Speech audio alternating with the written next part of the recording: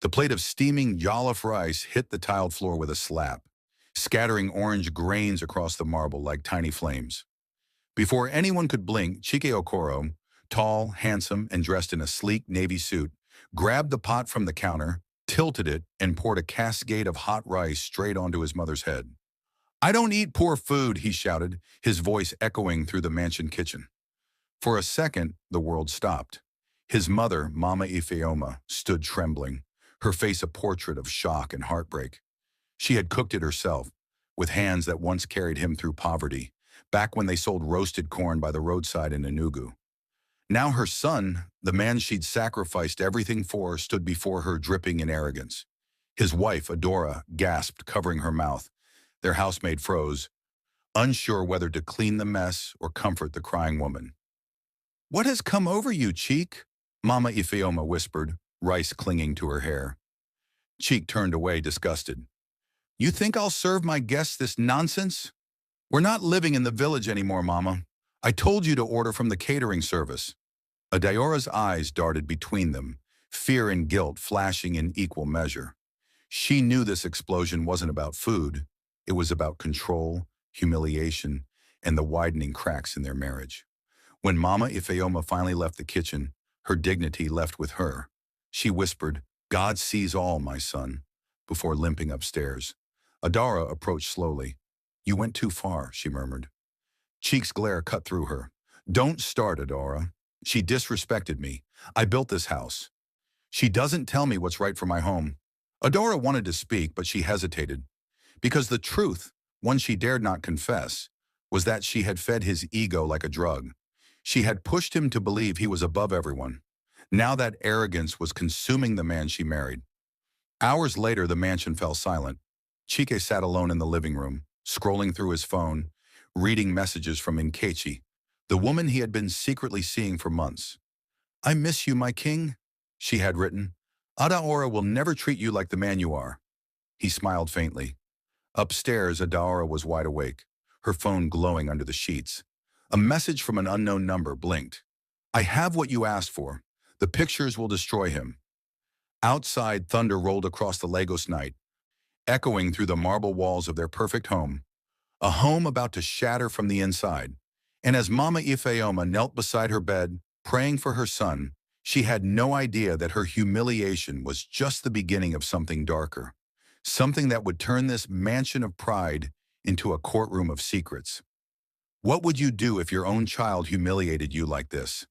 Hit like if you've ever felt betrayed, and comment below where you're watching from. Don't forget to subscribe to African Tales Vault for more gripping African stories like this.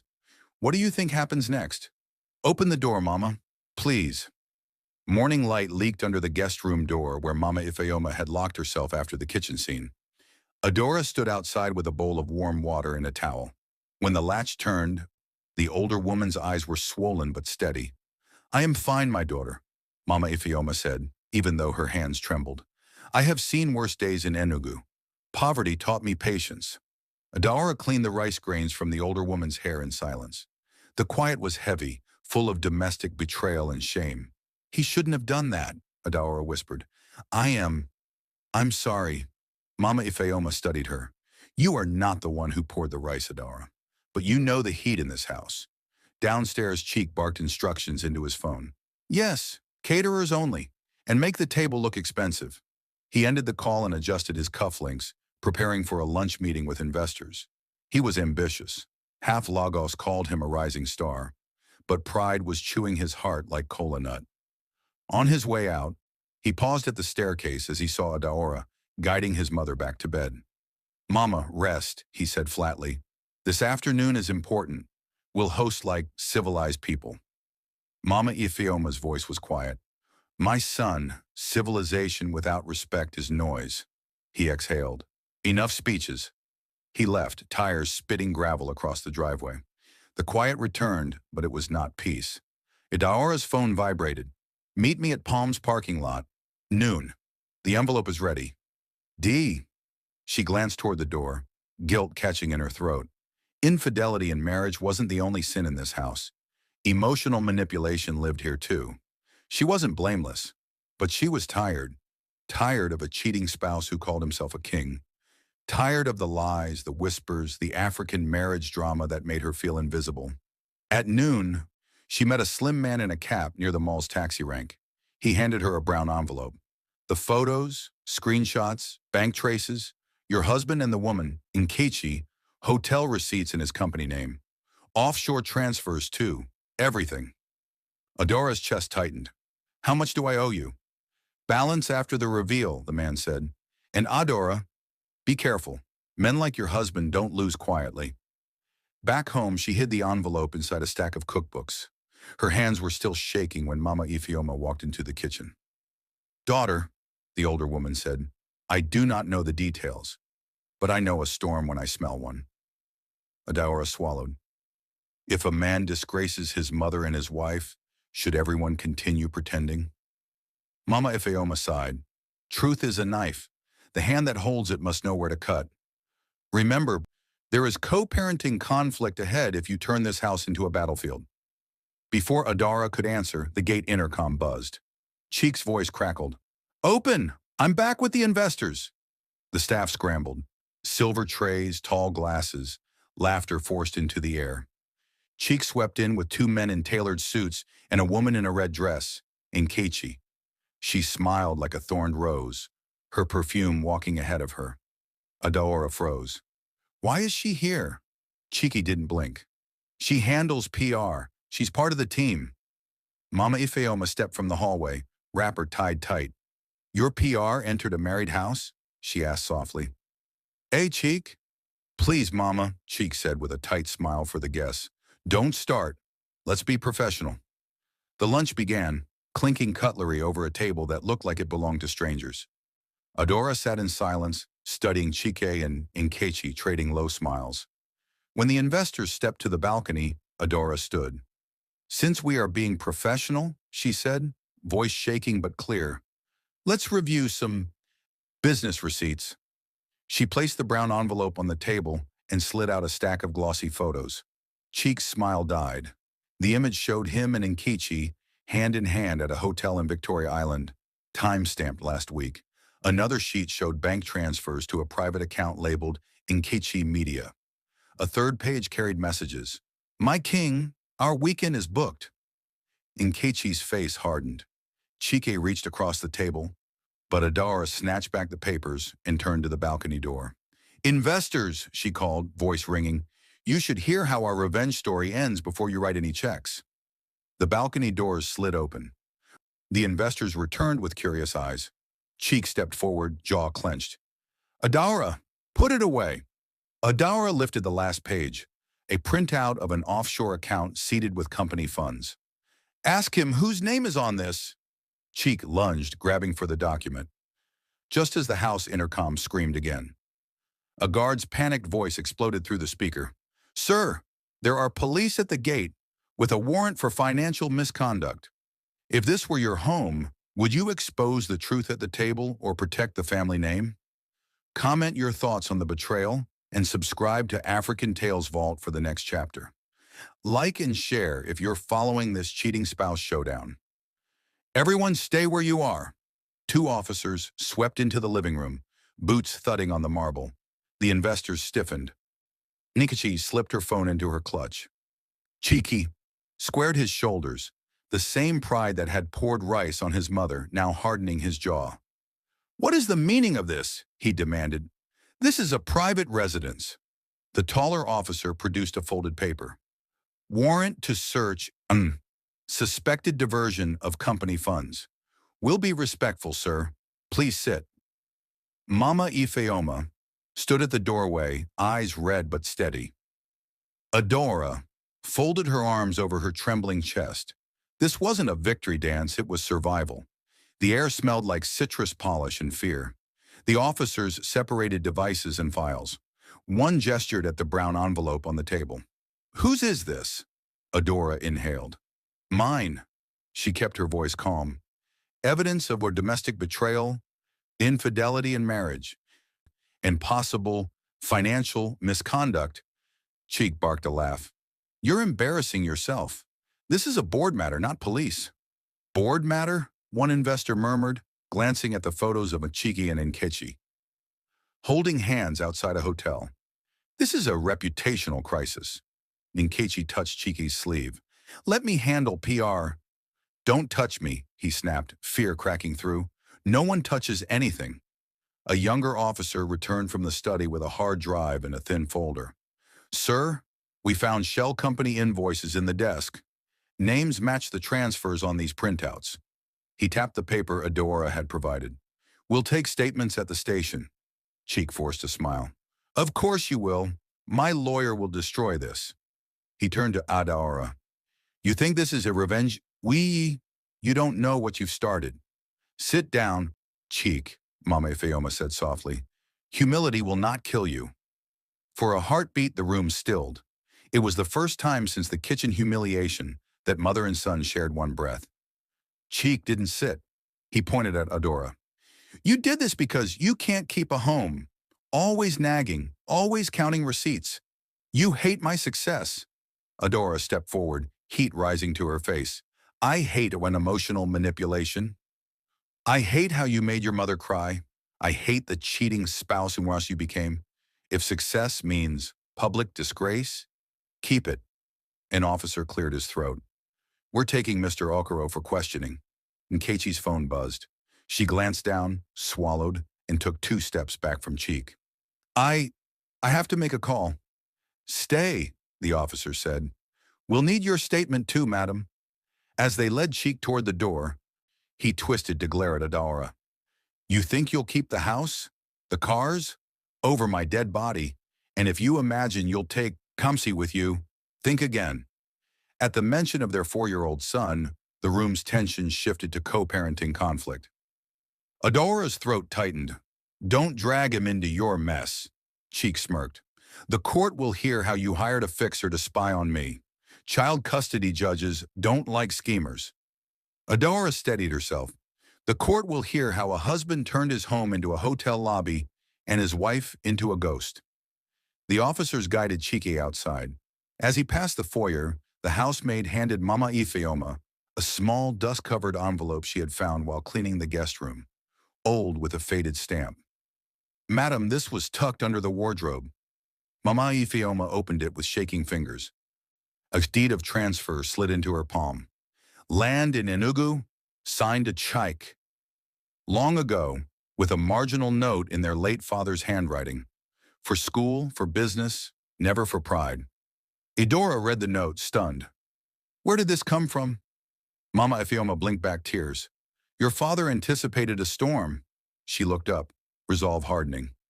Adora, if the company collapses, this land can pay staff salaries for months. We will not let Lagos eat us. Outside, a car door slammed. An investor's phone rang loudly in the sudden quiet. He answered, face draining. Chike, he said into the room, your office is being sealed. Compliance raid, and the registrar just flagged a marriage registry visit. Someone filed a notice of intended marriage covering with your name. And it isn't Adora. Nkechi's face blanched. What? The investors stared. Adora's heart stumbled. Infidelity. Wasn't just an affair, it was a plan. From the driveway, Chiki shouted through the open door as the patrol car rolled. Tell them I'll be back by evening. A second siren wailed. Closer, angrier. Another police truck turned into the compound, brakes squealing. The lead officer stepped out holding a sealed brown file and called into the house. We have a daughter's new warrant.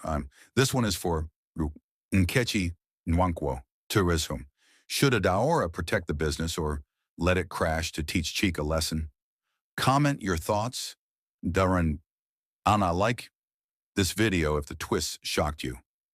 Subscribe to African Tales Vault and turn on notifications. Madam Nkechi Nwankwo, you're under arrest. The second team of officers moved with clinical calm. Nkechi Amar stuttered, mascara trembling at the edge of her lashes. On what grounds? The lead officer lifted the sealed file. Fraudulent PR contracts, shell companies, and a notice of intended marriage and filed while knowing the groom is legally married. We'll discuss at the station. The investors backed away. One whispered, this is finished. The first team drove off with Chikaki. The second escorted Nkechi through the foyer. Mama Ifeoma stood like a small hill wearing a wrapper and resolve. Adaora exhaled for the first time in hours. The storm outside softened to drizzle, Lagos blinking through low cloud like wet glass. When the compound quieted, mother and daughter-in-law sat at the dining table among half-eaten canapes, the ruins of a perfect image. The air smelled of pineapple and fear. "I didn't want public disgrace," Adaora said at last. "I wanted truth." "Truth is not disgrace. Pride is," Mama Ifeoma replied. "But storms don't end themselves. We must choose what to save." She placed the Inugu land deed between them.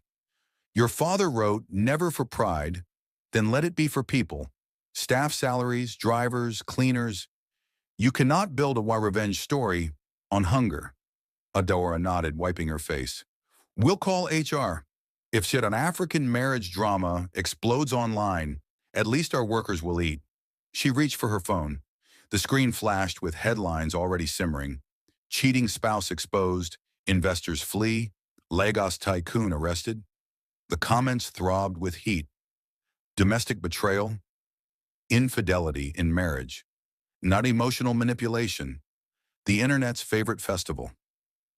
They drove to a quiet law office in Lekki. The lawyer, barrister Funmi Adeyemi, listened, chin in steepled fingers. "We'll create a temporary trust from the Enugu land for payroll. File for an injunction to protect marital property while the financial and legal investigations proceed. As for co-parenting conflict, request an interim order.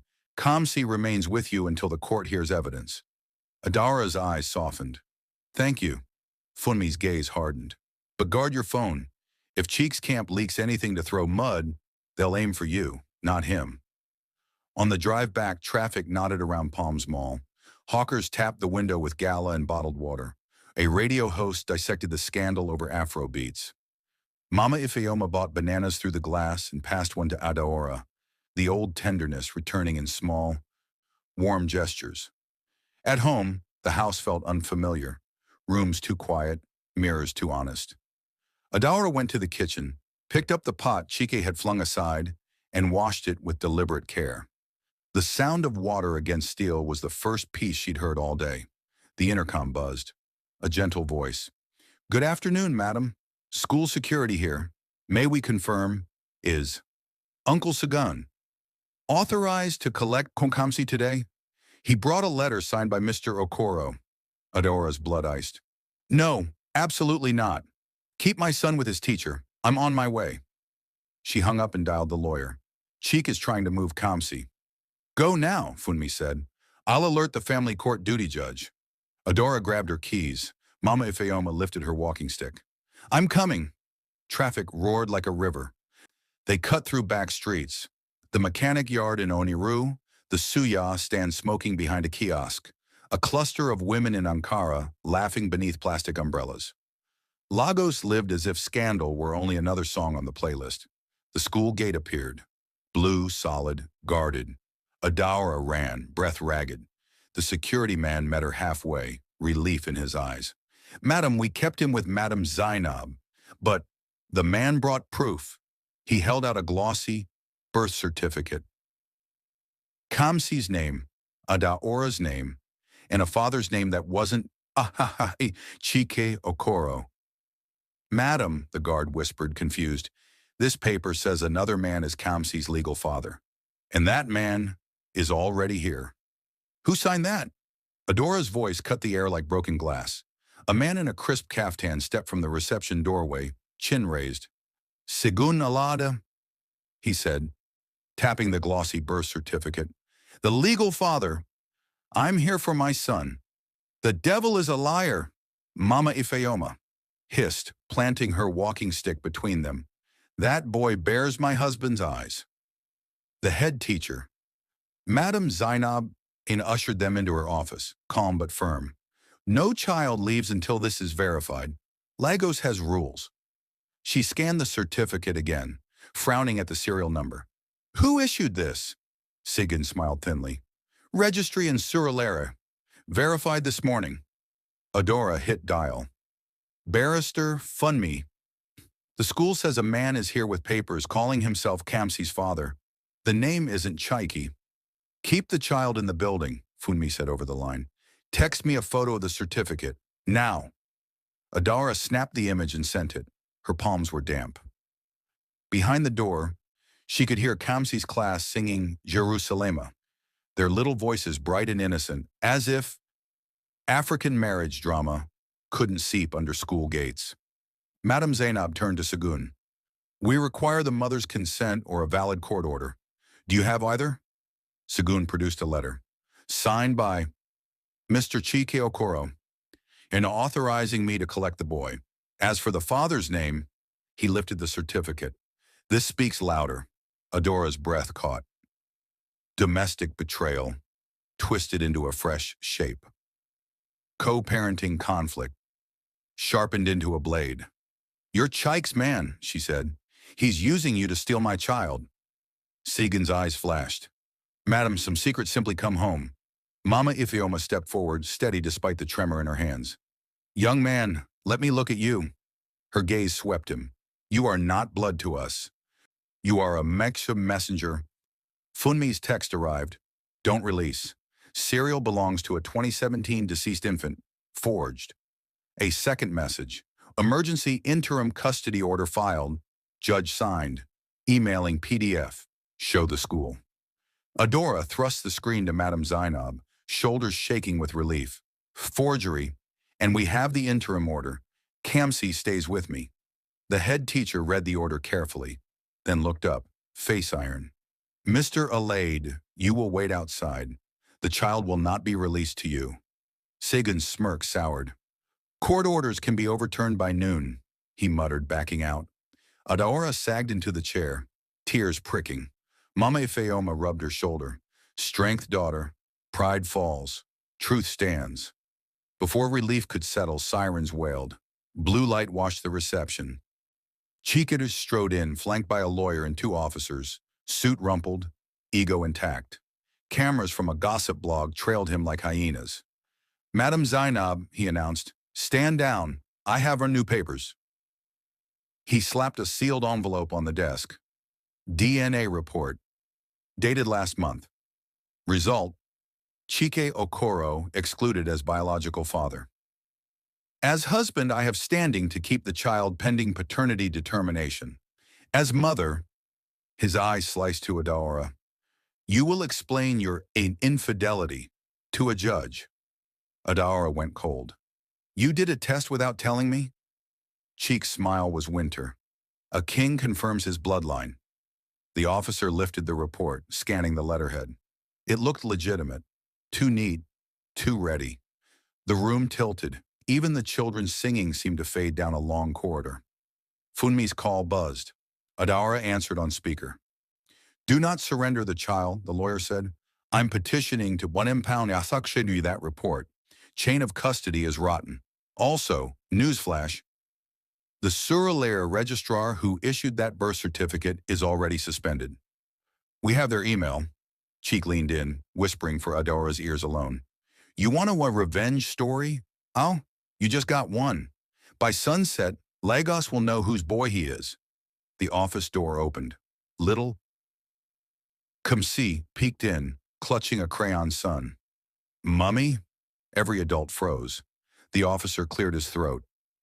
Until we reconcile these documents, the child must remain on site.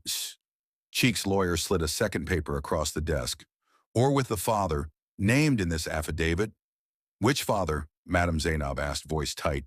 The lawyer tapped a signature at the bottom, bold, unapologetic, Segun Alad, and beneath it, countersigned by a witness whose name sucked the air out of the room, Nkechi Nwankwo. Should the school release Kamsi or hold him until the court sorts this mess? Was the DNA result planted? Comment your thoughts on this betrayal. Smash, like, and subscribe to African Tales Vault. The next twist is coming. Turn on notifications so you don't miss it. Chapter 6. The courtroom door swung wide like a drumbeat. People turned. Adora stepped in with Mama Ifeoma.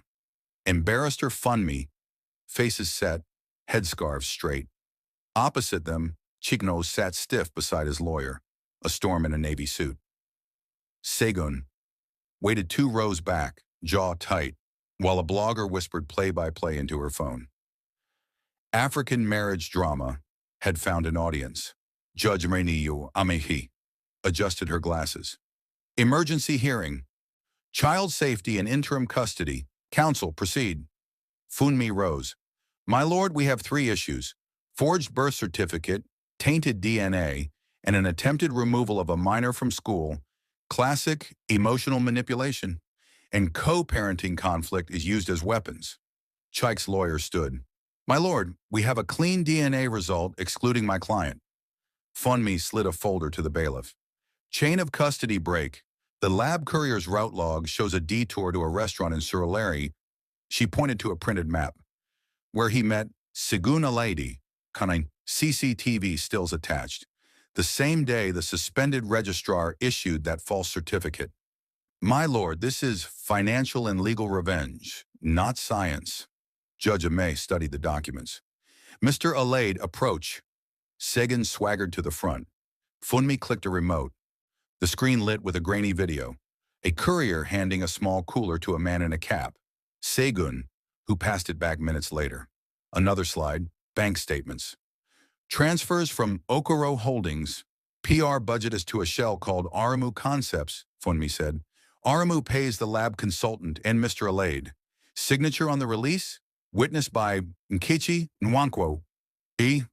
A hiss moved through the gallery. Cheek's jaw clenched.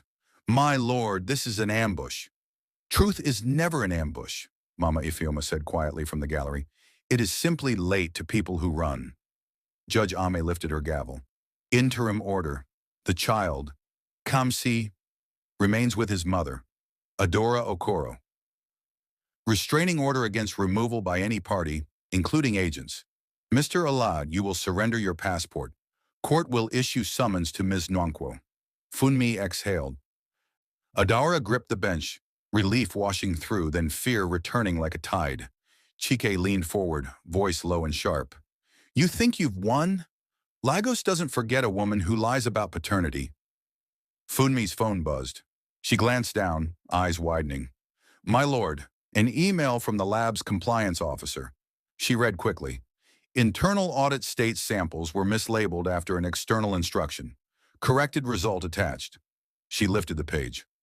Result, Chike Okoro cannot be excluded. High probability he is the biological father. The room erupted. Gasps, murmurs, a chair scraping hard. Cheek's lawyer froze. Segun's face drained. Judge Amay hammered once. Silence. The corrected report will be sealed pending full verification. But today's ruling stands. Cheek turned on Segun, voice a shred. You promised me a clean cut, Segun spat back. You told me it was already true. Funmi packed the files. We'll serve the injunction on the company tonight. If Mr. Okoro tries to move funds again, the public disgrace will make him a case study. Adara felt the first fragile breath of daylight. Then her phone rang, the school's number flashing like a siren. She answered. A trembling voice filled the line. Madam, I'm so sorry. There was a false alarm. Smoke from the generator room. In the confusion, the woman gulped. Kamsi is missing. The floor tilted beneath Adara. What do you mean missing? We locked the gates, the teacher rushed on. But CCTV shows someone in a nurse's jacket taking him through the side exit. The car's plate, paper rustled, a whisper of terror. It comes back to Okoro Logistics Fleet. Every eye in court swung to Cheek. His face was empty, then full, then empty again. Judge Ama's voice cut the air. Inspector, lock this building. Mr. Okoro, you are not leaving. Counsel, call the anti-kidnapping unit now. The blogger's phone slipped from her hand and clattered on the tile. Idara clutched the bench, heart punching her ribs. Mama Ifeoma whispered one word that felt like both a prayer and a blade. Bring him back. Blue lights carved the courthouse steps as the anti-kidnapping unit sprang into motion. Adora's phone rang with a number she didn't know. She answered, breath held. A calm woman spoke. Your son is safe. Don't panic. 30 minutes. St. Dominic's Parish Clinic. Yaba. Come with the police only. The line cut. Track the ping, the inspector ordered. 2 SUVs peeled into traffic. Chica tried to follow. The judge's marshal stopped him at the doors. Mama Ifeoma gripped her rosary, lips moving, eyes fierce. Yaba's morning traffic parted like cloth. At the clinic gate, a matron waited. Inside, she said, quietly. Down a lane smelling of dettle and bread from a nearby kiosk. Kamsi sat on a cot, hugging a teddy bear. Adora folded around him, sobs breaking loose. The inspector scanned the room. One nurse, the matron, and, standing in the shadow of a curtain, Mama Ifeoma's longtime driver. Ugo!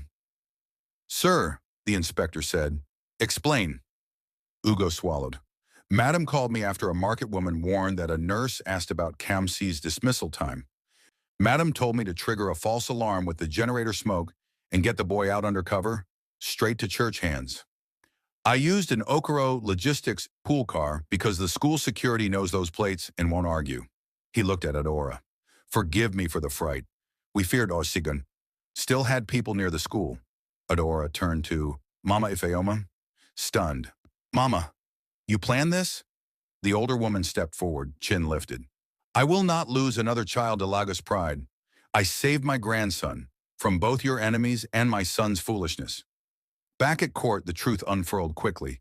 CCTV of the nurse tied to Aramu Concepts. A warrant sailed for Son Segun. He was picked up near Costain. A summons hit Nkechi at the station. The lab's compliance report landed in the court file. The forged birth certificate became Exhibit A in a new case. Judge Amaratius delivered the orders with clean strokes. Interim full custody to Medora. Supervised visitation. 4 Chikarim. No contact from third parties. Financial injunctions remain. Criminal investigations proceed. She paused, then looked at Cheek. And now, your mother. Mama Ifeoma stood, small but unshakable. My lord, I won't jail my son. I ask for restorative justice. He poured rice on my head in public disgrace. Let him feed the public with his hands and learn humility. She faced Cheek. 7 Saturdays. Tinubu Square. Oyingbo. Mile Tupeosai. Yaba. Ojuelegba. Ijesha. Aja. You will cook jollof for elders, widows, market women. You will serve with your head bare. You will apologize properly. A murmur rippled through the gallery like wind through raffia. That weekend, Lagos gathered. Drummers stitched the morning to the street. Cameras hovered. In a white apron, Chikinano lifted a heavy pot and served plates to women who reminded him of the road he had tried to forget. When he reached Mama Ifeoma, he dropped to his knees, eyes wet. I disgraced you. I disgraced our name. Forgive me, Mama. He lifted a calabash of water, clear as morning, and washed the rice grains from her scarf himself. The crowd went quiet. Even the bloggers lowered their lenses. Then came the final cut. In full view, Mama Ifeoma signed the Enugu land into a payroll trust for staff, naming Adora as trustee. For people, not pride, she said. Cheek, until you finish your Saturdays and the court clears your hands, you inherit nothing. Let your work speak first. He bowed his head. Yes, Mama. That night, under soft high life in the kitchen, Adora placed a steaming pot of jollof on the table. Kamsi climbed onto a stool. Chiki, hat in hand, stood in the doorway. I'll learn, he said. From the floor up. From the heart up, Mama replied, breaking one grain between her fingers like a vow. Was this ending justice or mercy or both? Should restorative punishment replace prison in rare domestic betrayal? In many cases, Comment your thoughts, like, and subscribe to African Tales Vault for more. African marriage drama. Cheating spouse, one twist and one. Revenge stories that heal as they burn. Turn on notifications so you never miss a chapter.